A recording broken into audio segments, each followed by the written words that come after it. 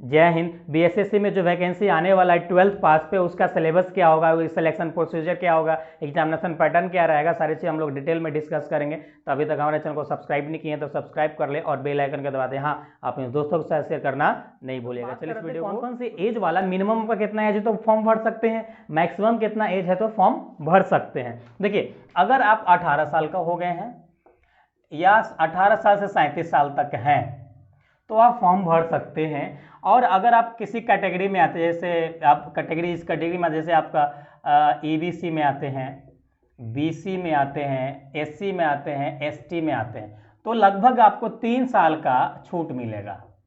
कहने का मतलब ये कि अगर आपका 37 साल से एज एक्सपायर हो गया है तो उस 3 साल के अंतर्गत यानी 40 साल तक के अंदर में आप आते हैं तो इस फॉर्म को आप भर सकते हैं। 12th पास है तो 12th में आप चाहे साइंस वाले हैं, कॉमर्स वाले हैं, आर्ट वाले हैं, जो भी वो भी हैं, भर सकते हैं इस फॉर्म को। ओके, उसके बाद हम लोग बात करते हैं इसमें कि सर सिलेक्शन प्रोसीजर क्या होगा, सिलेक्शन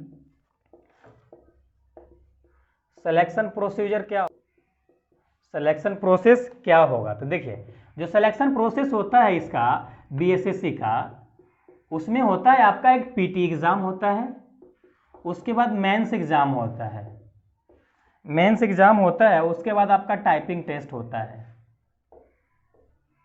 टाइपिंग टेस्ट होता है। ये 3 कैटेगरी से आपको होकर गुजरना पड़ता है, तब फाइनली आपको इसमें जॉब लगता है बीएसएससी में। ओके, उसके बाद हम लोग बात करेंगे कि सर पीटी का, अगर पीटी का एग्जाम हो रहा है तो पीटी का सिलेबस क्या होगा, मेंस का सिलेबस क्या होगा, तो हम लोग सारी चीज डिटेल में डिस्कस करेंगे। तो सबसे पहले हम लोग इसका टाइमिंग की बात कर लेते हैं कि हम अगर हम फॉर्म इसका भर रहे हैं, सर एग्जाम देने के मूड बना रहे हैं, तो इसका टाइम कितना देगा। देखिए, तो हम आपको जो टाइम मिलेगा इसका फॉर्म भरने एग्जाम देने का, वो 2 आवर्स 15 मिनट्स तक आपको टाइम दिया जाएगा एग्जामिनेशन के लिए। उसके बाद इसमें टोटल नंबर ऑफ जो क्वेश्चन होगा, टोटल क्वेश्चन जो होगा आपको 150 क्वेश्चन का एग्जाम होगा और आपका ये 600 मार्क्स का एग्जाम होता है। देखिए, ये एग्जाम हमेशा ऑफलाइन ही होता है, ये एग्जाम हमेशा ऑफलाइन भी होता है, लेकिन मे भी कहीं कुछ आए, इसका जब इसका वैकेंसी आएगा तो कुछ संशोधन करके कुछ चेंजेस किया जा सकता है। ऑनलाइन एग्जाम लेने की मूड में एक गवर्नमेंट आ रही है, तो मे भी हो सकता है कुछ संशोधन होगा, तो उस टाइम भी हम आपको अपडेट दे देंगे क्या क्या कुछ चेंजेस हुआ है। इसीलिए आप हमारे चैनल को सब्सक्राइब कर लीजिए और बेल आइकन को दबा लीजिए। और उसके बाद हम लोग बात करते हैं, उसके बाद बात करते हैं कि सर क्या नेगेटिव मार्क्स भी होता है क्या इसमें। तो अब नेगेटिव मार्क्स की बात कर रहे हैं,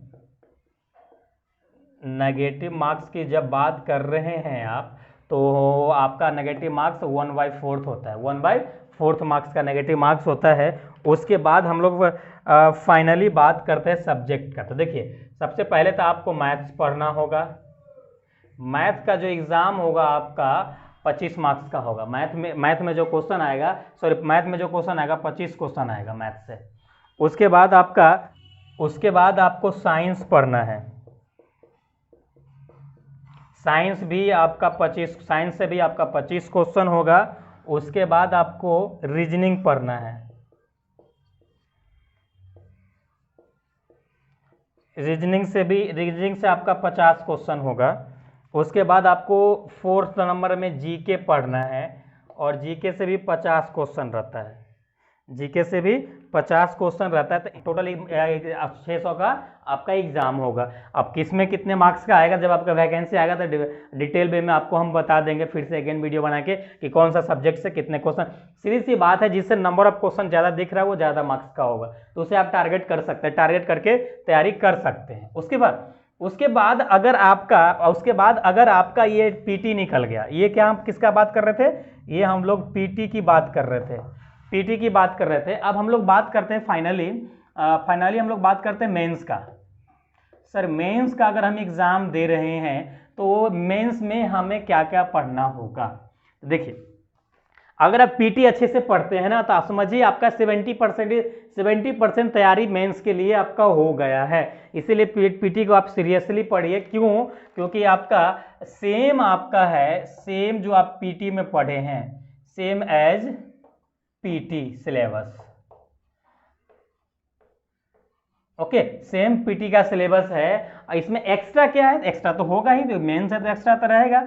जो एक्स्ट्रा है आपका वह एक्स्ट्रा है हिंदी, और हिंदी से आपका मेरिट लिस्ट नहीं बनेगा, ये केवल क्वालिफिकेशन नेचर का एग्जाम होता है। एग्जाम आपको केवल ओनली फॉर क्वालिफाई करना पड़ेगा, क्वालिफाई करना पड़ेगा केवल। उसके बाद जब फाइनली ये भी एग्जाम आप क्रैक कर लेते हैं, उसके बाद टाइपिंग टेस्ट में जाएंगे आप, उसके बाद टाइपिंग टेस्ट में जाएंगे फाइनली।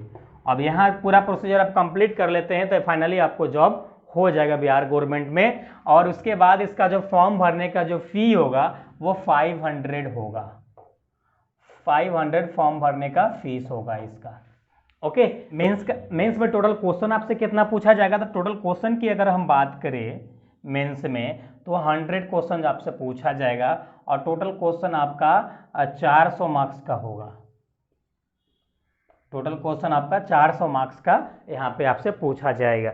तो इस प्रकार से पूरा पैटर्न था हमारा, सिलेक्शन प्रोसीजर था बीएसएससी का। तो इस प्रकार से अगर आप टारगेट करके तैयारी करते हैं, इसको आप इस पे आप ज़्यादा टाइम देते हैं, अच्छे से इसको तैयारी कर लेते हैं, तो ये आपका मेरिट बनाएगा मेंस में, क्योंकि सेम सिलेबस आपका मेंस में है। खाली अलग से आपको हिंदी पढ़ने की ज़रूरत है, अलग से आपको केवल हिंदी पढ़ने की ज़रूरत है आपको क्वालिफाई करने के लिए। मेन आपका देखिए स्टूडेंट यहीं पे छट जाता है हिंदी में, तो हिंदी पे भी आपको ध्यान देना है। इसका मतलब ये नहीं कि क्वालिफाई नेचर का है तो इस पर ध्यान कम दो, अगर क्वालिफाई ही नहीं करेंगे तो आपका आगे कॉपी जांच ही नहीं होगा। तो इसीलिए आपको हिंदी को अच्छे से पढ़ के जाना है, वो पकड़ होना चाहिए तभी क्वालिफाई होगा। क्योंकि हिंदी से क्वेश्चन आएगा तो कोई छोटा मोटा क्वेश्चन नहीं आएगा, पहला दूसरा तीसरा वाला, इसका एक लेवल होगा खुद में अपना। क्योंकि देखिए अब नंबर ऑफ जो स्टूडेंट्स होगा, जो कंपटीशन होगा बहुत हाई होगा, ज़्यादा वैकेंसी आता है तो ज़्यादा कंपटीशन भी होता है, ये आप जान लीजिए। तो आपको ये इसको हल्के में नहीं लेना, हिंदी को अच्छे से आपको ट्राई करना है, अच्छे से पढ़ना है। तो यही कुछ बातें था जो आपके साथ शेयर करना था हमें। तो और हम लोग फिर मिलेंगे नेक्स्ट वीडियो में नेक्स्ट वैकेंसी के साथ। जब तक अपना ख्याल रखिए। Thanks, love you all.